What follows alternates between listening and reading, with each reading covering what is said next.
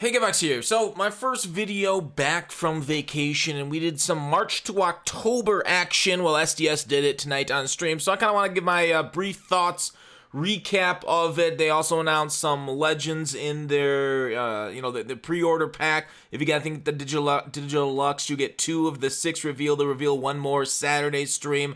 That one's happening at, I believe, is it 10 a.m. Pacific time. We'll see it at the end. So stay for that to see when that is. But that is Saturday, I believe, at 10 a.m. Pacific. But they also revealed a Legend 2, which we'll get to at the end, because you know we like packing it in beginning, middle, and end, just like a well-made sandwich. So, Sheffield Ortiz. We've seen Ortiz, right? We've seen these guys. Mo. Okay, who are the new guys that we're going to get out of that choice pack? So here are the 6. Maddox, Glavine, Smoltz. So your chance at starters or hitters. Now, out of this pack, we'll have to see what and how easy it is to gather the cards. If we have odds similar to last year, where it feels like live series cards did fly out of packs a little quicker than they did the year before, which I'd imagine will be the thing for next year because the game seemed to be pretty successful last year. So we can foresee that going forward. Might be the move to take one of these sweet starters because, I mean, Ortiz is probably a bench batter, right? Won't he really suck against lefties? So it's hard to really use that guy. Like, obviously, these would be good cards, but I guess we'll have to see their stats before we kind of make any decisions on them. And we'll see their stats, I'm sure, soon-ish or before you do the opening. And we'll do a video probably on the opening rewards. We just don't know them all yet or their stats. But so guessing right now, whether it's Mo, Smoltz, Glavine, Maddox, we'll have to take a look at their stuff, their pitches, their stats, and whatnot going forward. So let me see if I can't get this more appropriate. That's the one they're like, oh, we're going to tease you with that to come back to Saturday stream. So they're talking a little bit on the couch there, joined a little bit about the March to October. So you get to choose your own difficulty. I'll say this before we get into March to October too much. I like that they're adding, new, depth to it. The only issue that I have with March to October and some of the things they're adding, it feels generally like kind of a watered down franchise mode. It was cool last year to get these moments. They brought that into the game for solos, but this essentially feels like you're doing this for solo grinding for Diamond Dynasty a lot of times for people that do that. The franchise people, I mean, it would be ideal if they could just wrap this into franchise as some sort of, play sweet moments in franchise, but like obviously you can take this as your first year, then just go straight into franchise, but like, why can't this be replicated every year in franchise for people? So I feel like a little disconnected. They're kind of going a little bit more casual with franchise. We saw with their online, like their esport, their new tournament, custom league stuff. That's not going to be online franchise either. It's really strange. They're kind of getting away from the franchise folks. And I think that maybe because, they want to get into the esports scene because it's kind of worked for other games. I don't necessarily think it's the future for MLB The Show. There's some very loud Twitter users that love esports and MLB The Show esports. I don't feel like that's a majority of the MLB The Show community though, right? I put hundreds of hours out of the park just franchise mode, right? Their perfect team is boring. It's terrible, but their franchise mode is so like depth rich and feature focused that like you could get lost for hours, and I do. It's one of those things like Civilization that you just keep going and like you lose track of time and like, oh, we'll just simulate a little bit more, we'll just play a little bit more. So this franchise mode, and they kind of go through a few different screens here, it definitely feels like they're adding depth to something, but like it's not the depth to the thing that they should be adding it to, right? Like this is obviously very cool with their projected wins while they change, but like why isn't this, tied into franchise, doing more and adding more depth to the actual franchise mode? Kind of like, I don't know if I'm properly explaining my thoughts on this. Like, it feels like they're cheapening the franchise feel, but then adding depth to that cheapness, if that kind of lands with you. So, like, I think what they're trying to do is bring new modes to the game, right? We got this last year. Like, the new modes that I think they need to bring, that they add depth to, need to be something different. Like, Battle Royale, BR, the drafts. Something that you didn't see outside of, like, Hearthstone had it. There's a few other card games that have drafts in the past. But, like, that's, like, nowhere near what baseball in real life is. This is very much like baseball in real life with you going with the season-long stuff. They already have that in the game.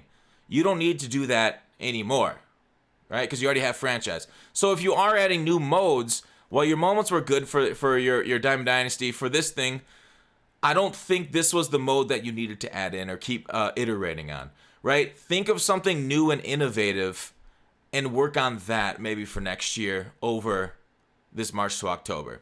In my opinion, that's where I think they need to put their focus going forward. So, with that said, we'll go through more details. So, overall, you can see where my kind of like thoughts on this March to October is. I don't love it. I really want a more in-depth, feature-rich franchise. And in minor league players like the top prospects for each team that they actually added in, very cool addition. I don't want to shit on everything. There was a lot of very good additions this year. There are trade opportunities. Like, they could have just overhauled the trade system and franchise here, man. But this is cool because this is kind of like, they'll hit you with different opportunities through the year. Last year, they only gave you one. It was only a position player, they said. And this year, you see Syndergaard there as an opportunity. D. Gordon, if they flash forward to him a little bit, you show that, it requires less to get him than it would Syndergaard. So one potential A- prospect, Lance Lynn, and Jeff Mathis for Syndergaard. Seems kind of light return for him. 25-year-old, 70 overall with an A potential. Oh, man. I don't know. Maybe it would fly IRL, but doesn't seem like a great trade, but, that's good for you. So, they end up kind of like improving their Rangers. So, you get to simulate to the next key moment with that player that you just traded for. Then you go to player lock with them, and then you perform well for a season-long player boost. Very cool. Very cool additions. But again, I mean, like, yeah, it's just, I'm not going to reiterate my points again, but here are the kind of like changes. This is for like, if you're going to trade, you get to put 3 different positions you would like to improve via trade: right fielder, first baseman, relief pitcher. So you can kind of do that too. You can set your untouchables over here. Here are team needs that you can also put right there. Instead of just the players that you positional needs, you get team needs. Then you have players to target in the next one where you can kind of go through players. They said you can put it for like Trout. He's targeted Arenado, Bryant, Charlie Morton as players that he'd want for his team for this year. So Charlie Morton seems, he's always on the edge of retiring. Wouldn't be the greatest trade unless you got him pretty cheaply. Then you can shop players here too. Again, very cool fucking system, right? I love that they overhaul this kind of stuff. They make it smarter. They make it better. And I don't know if this is folded into franchise 2 or if this is just a March to October type of UI. They'll talk about presentation changes later. We'll get through a few of those. Of course, I'll link this in the description. Really cool, but man, they had to do it in the watered-down version of franchise. And that's going to be my kind of thought on it the whole year. But we'll play it a little bit. We'll see how it is. There is rewards for Diamond Dynasty, as you see right here, Team Affinity rewards. They're going to go over, I believe, Team Affinity Saturday. They said because you're on Hall of Fame, because you're below your win differential, you still get 8 Team Affinities. So if you're going on a lower difficulty, you won't get as high Team Affinity score for the first half, then the second half, and the playoffs and the World Series bonuses. So they said if you're able to get, as you see here, they went plus 15 win differential. They only got Team Affinity 7 because they were on a veteran difficulty. So a lot easier than Hall of Fame. And then you have you could go through the playoffs, the World Series Championship on Legend. You got 18 there just for the World Series Championship. So they said like through a full season on Legend, winning the World Series, you get like 50 Team Affinity points. And last year it was about that many to get the card. So you might only have to do this one time on Legend. Otherwise, they said you can repeat and play the games over and over. Here is his, 297 for Odor. Right. But there you go. A little bit of it there for you. Obviously, there's a few other things they talk about here with replay cameras. Let me go. So like you get the L2. Oh, my head was in the way. If you hit L2, you can pimp a home run. See how it kind of does it. So you can basically make your opponent watch this too. So you can really kind of drag it out for them, make it a miserable experience after giving a home run. They say it's a lot faster this year for the replays than last year. So that's something you can do. You can also just, hit X to skip it like this one right here. So Baez hits the home run. You see this part of it, of course, but it isn't until the L2 pops up that you can either watch it with L2 or, wait for it right there, watch the replay with L2 or hit X just to move on. So here they hit X. I think most people will want to do it, get back to the game action versus watching their fancy presentations. They said they worked on it, so skip their hard work by just hitting X and getting to the game, and otherwise flaunt with them. Here is some of the new presentation that they're going to do. They have these, spent a lot of time talking about these pop-ups, basically coming up with different stats that will pop up through the game. It'll be in the bottom right corner, so they say it won't get in the way of anything. They just go through more of them here. And then there's opportunities to kind of like look at the defense here, I'll show it to you. See this? L2 defense. He hit it, and you can see it. There are other ways of actually looking at their actual stats, which I don't know why they duplicate the effort by just hitting, I think it was right stick down to see their actual stats in the outfield. We saw that in an earlier stream. So weird that we'd have it duplicated. It is what it is. You can also get plays of the plates, replays. Yeah, I won't be watching that. I mean, like, maybe occasionally watch a replay of something crazy happen, but that's kind of it. They also changed the UI for balls in the zone are full circles. Balls outside the zones are empty, like that Bola ice cream.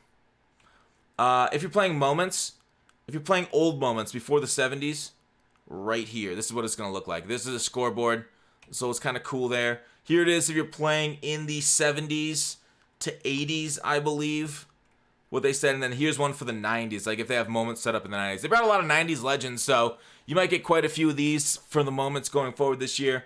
I think it's really neat. It's a small little touch. It's the small little things in games that really make them enjoyable, that bring a lot of love for them. So small little things, as much as they're like, oh, not huge eye-popping new features, new game modes, anything like that, they're still very neat. So what I said about March, October, here it is. They do like special reporting, like again the small details based off of changing the uniform. So Heidi said, hey, look at these new uniforms.